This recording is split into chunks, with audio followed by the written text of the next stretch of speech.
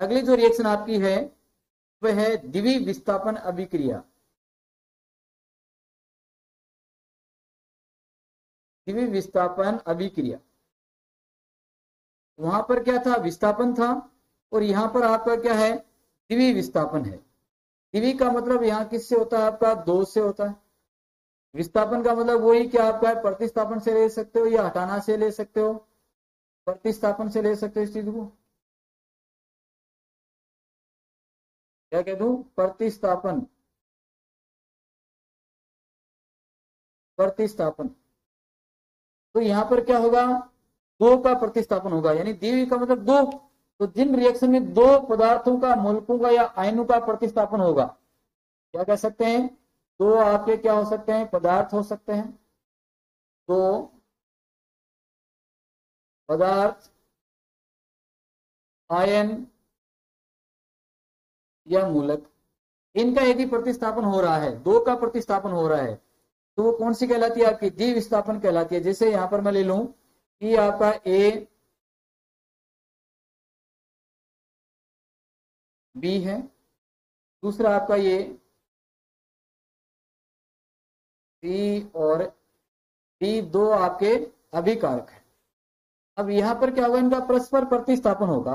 तो परस्पर प्रतिस्थापन होगा तो क्या हो सकता है, डी किसके स्थान पर जा सकता है, आपका बी के स्थान पर जा सकता है, और बी कहां आ सकता है, आपका डी के स्थान पर आ सकता है।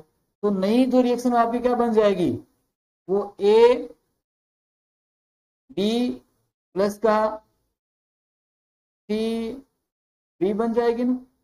तो यहां पर क्या हो रहा है, दो का ही परस्पर प्रतिस्थापन हो रहा है, यानी इसका इस अभिकारक के साथ, इसका इस अभिकारक के साथ।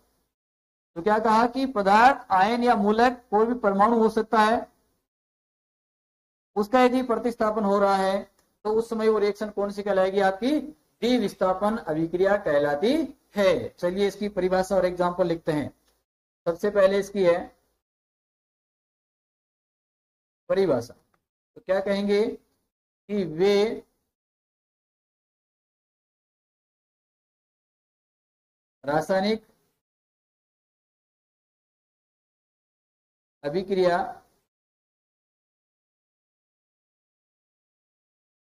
जिनमें किन्हीं दो आयनों, मूलकों का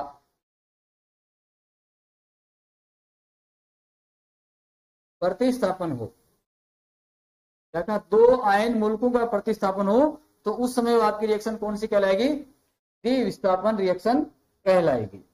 एग्जाम्पल ले लें सिंपल सा, जैसे आपका है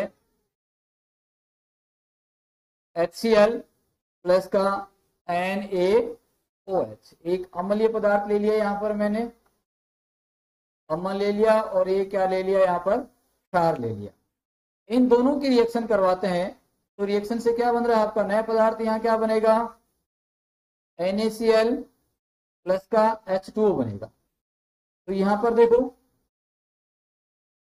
ये जो H है, उस H के स्थान पर क्या चला गया, आपका Na, और यहां पर क्या आ गया, H आ गया। यानी इसको क्या लिख सकता हूं, H और OH, या क्या लिख दिया, H2O।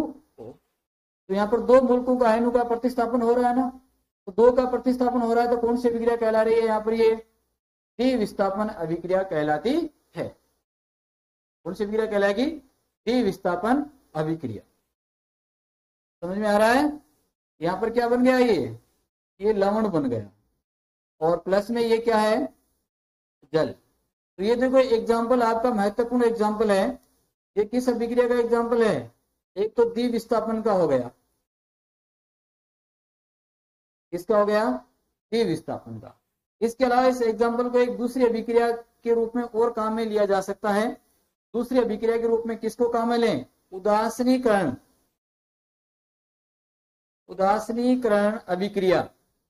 उदासीनीकरण अभिक्रिया क्या होती है, देखो इसी के आधार पर इसकी परिभाषा ले लो कि उदासीनीकरण अभिक्रिया क्या होती है।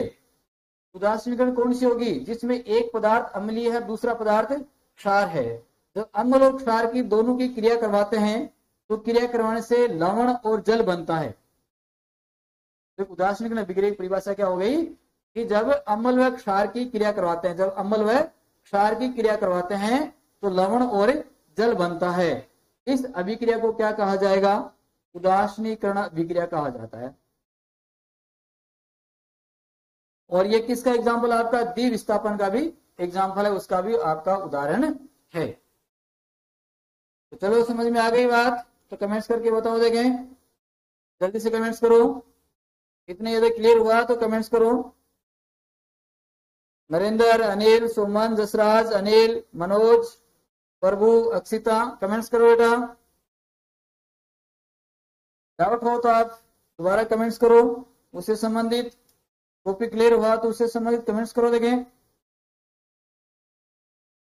जब तक आप वापस जवाब नहीं दोगे तो मेरे को कैसे पता लगेगा कि आपके जो मैंने बताया समझ में आया कि नहीं आया? नरेंद्र, गुड मॉर्निंग का नहीं करना बेटा, इस टॉपिक से संबंधित मैसेज करना है। अक्षिता गौड़, यस, शाबाश, वेरी गुड। अनिल, यस।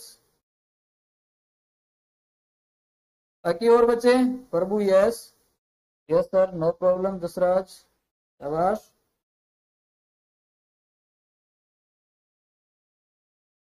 ठीक है, तो यहाँ पर दोनों ये एग्जांपल आप ले लेना, इसमें द्विविस्थापन का भी और ये किसका? उदासीनीकरण का भी।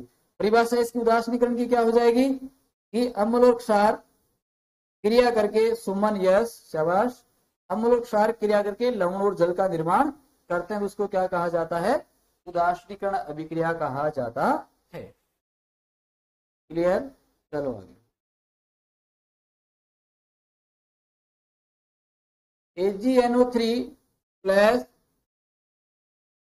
NaCl, इस रिएक्शन को कंप्लीट करके बताओ। देखें इस रिएक्शन को कंप्लीट करो, देखें और किस प्रकार का ये एग्जाम्पल होगा वो भी बताओ। देखें ये जो रिएक्शन है इसको कंप्लीट करो। देखें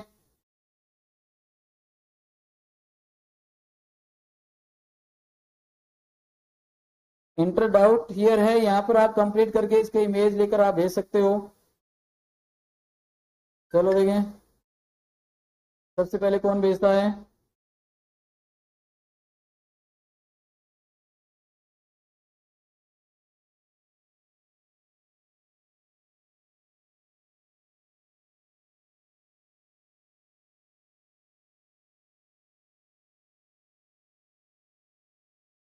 भावना विष्णु, काफी लेट हो गई बेटा, इतना लेट क्यों जुड़ी है?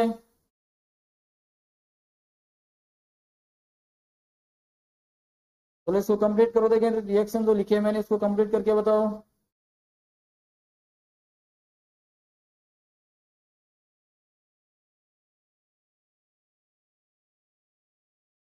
देखते हैं सबसे पहले कौन भेजता है। बस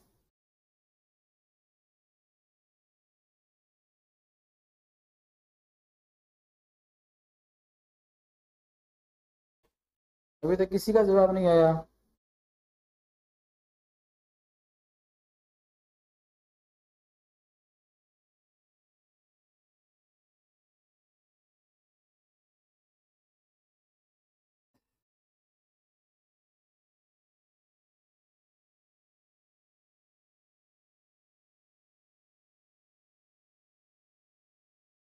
चलो संकेत में यहाँ लगा देता हूँ। प्रभु, प्रभु ने भेजा है, शाबाश।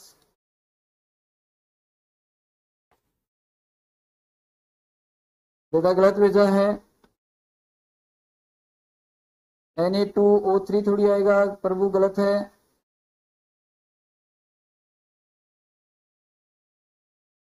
बाकी और बजे?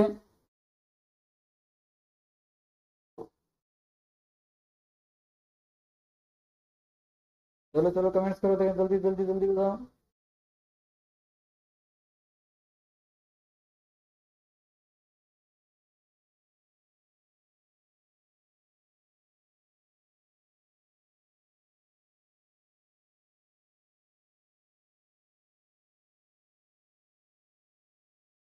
क्या बन जाएगा? एक तो AgCl, सिल्वर क्लोराइड, प्लस का सोडियम नाइट्रेट, ये रिएक्शन हो जाएगी। और किस प्रकार की अभिक्रिया आपकी ये द्विविस्थापन अभिक्रिया। कौन सी अभिक्रिया है? द्विविस्थापन। दो मूलकों परस्पर यहाँ पर क्या हो गया? प्रतिस्थापन हो गया। किस किस का हुआ? दो का। इसमें एक NaNO3 का और एक किसका हुआ? आपका Cl का हुआ। दो का प्रतिस्थापन हुआ तो इसको क्या कहा आपने? द्विविस्थापन अभिक्रिया कहा है। चलो क्लियर, आगे देखते हैं। आगे अपन को जो पढ़ना है वो एक अभिक्रिया और हैं दो प्रकार की, उनके बारे में थोड़ी जानकारी ले लेते हैं। एक आपकी ऊष्माक्षेपी अभिक्रिया और एक होती है ऊष्माशोषी अभिक्रिया।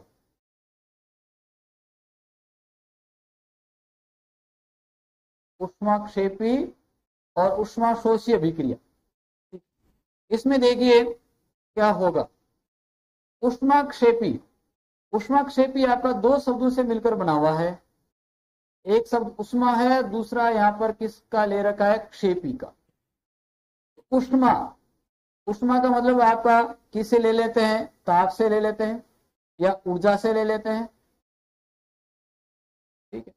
क्षेपी का मतलब यहां ले लेते हैं उत्सर्जन से। किससे ले लें? उत्सर्जन से।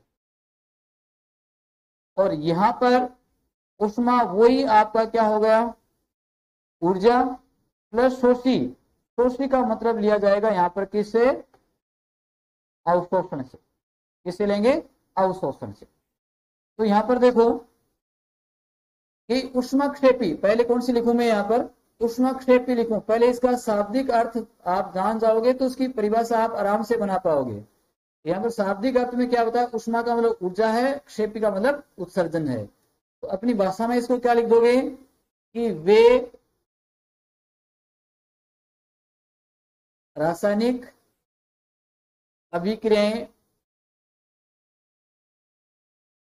जिनमें अभिक्रिया के दौरान, क्या कहें?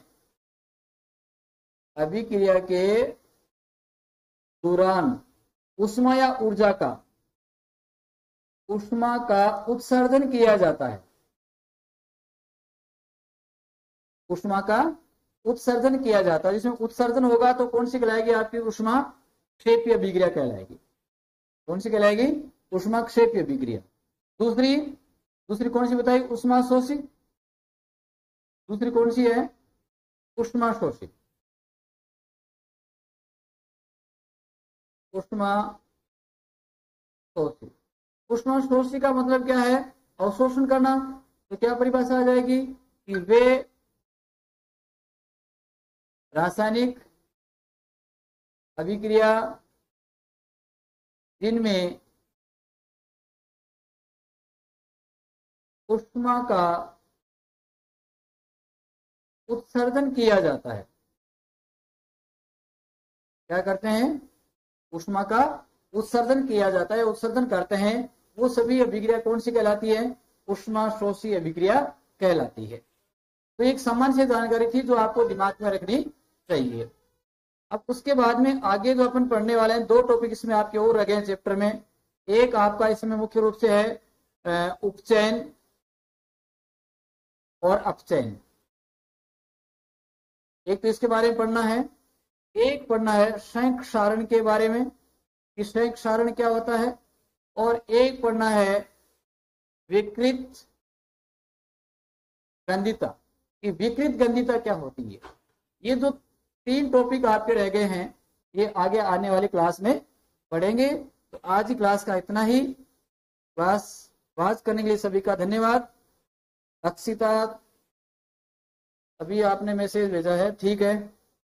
एजी, एजी कैसे है बेटा? AgCl आएगा ना, सिल्वर क्लोराइड बनेगा। सिल्वर क्लोराइड बनेगा तो AgCl बनेगा। यानी सिल्वर क्लोराइड का सूत्र क्या होगा? AgCl, है ना? ठीक है। और दो बच्चों ने आंसर दिया था, बाकी बच्चों ने आंसर नहीं दिया था। तो होमवर्क आपको मिल जाएगा असाइनमेंट पर, वहीं से आपको होमवर्क करना है, जमा करवाना है सभी को। आज की क्लास के लिए धन्यवाद सभी का।